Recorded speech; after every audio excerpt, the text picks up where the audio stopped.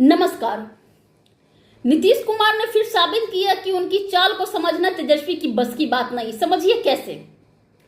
वक्फ bill पर जदयू के समर्थन की वजह क्या रही, इसे जानने की उत्सुकता हर किसी को रही है। जदयू के कद्दावर नेताओं का कहना है कि 5 आपत्तियां इस मुद्दे पर बनी संयुक्त संसदीय समिति को दर्ज कराई गई, उसे बिल में शामिल कर लिया गया।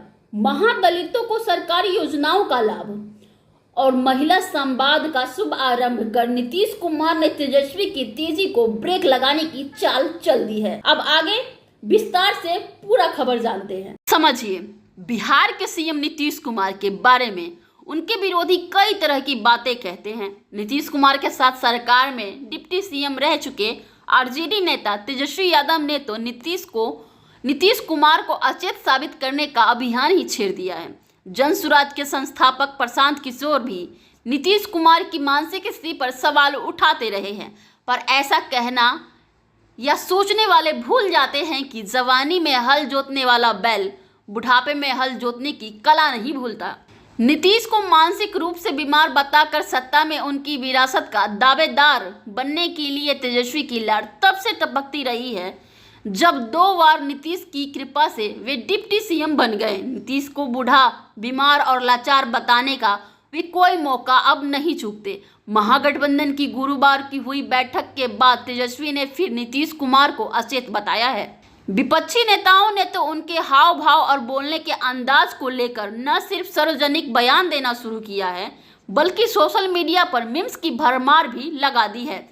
इसमें आरजेडी के आईटी सेल के लोग आगे हैं। आरजेडी के एमएलसी सुनील कुमार सिंह तो नीतीश की तस्वीरों को लेकर घिबली आर्ट्स से बने स्केच सोशल मीडिया पर डालते रहे हैं। खासकर वक्फ बोर्ड संशोधन बिल के पास हो जाने के बाद नीतीश पर विपक्षी के हमले तेज हो गए हैं।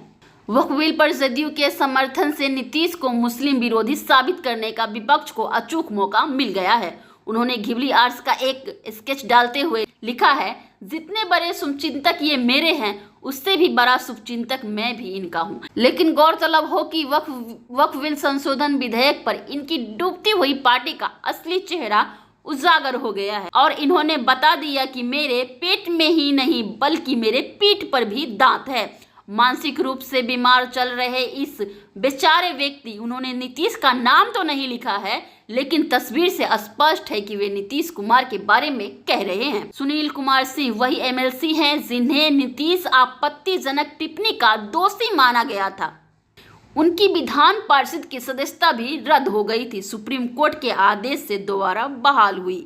पर क्या सच में ऐसा है जैसा नीतीश के बारे में विपक्ष बता रहे हैं? वक्फ के मुद्दे पर नीतीश नहीं बोल रहे हैं, इससे जाहिर है कि विपक्ष का साहस बढ़ा होगा। जदयू के कुछ छोटे नेताओं ने शायद इसी वजह से नीतीश को गुनहगार मान लिया और अनन फनन में इस्तीफे सौंप दिए। अब नीतीश के लिए आवश्यक हो गया था कि वे कुछ करें। जदयू के कुछ बड़े मुस्लिम नेताओं को उन्होंने मैदान में उतार दिया। ऐसे अपडेट के लिए, ऐसे तमाम खबरों के लिए बने रहे लाइव इंडिया न्यूज के साथ। अब दीजिए इजाजत कंचन शर्मा का नमस्कार। फिर मिलती हूँ ऐसे ही तमाम खबरों के साथ। अपनी राय कमेंट बॉक्स में जरूर दें। धन्यवाद।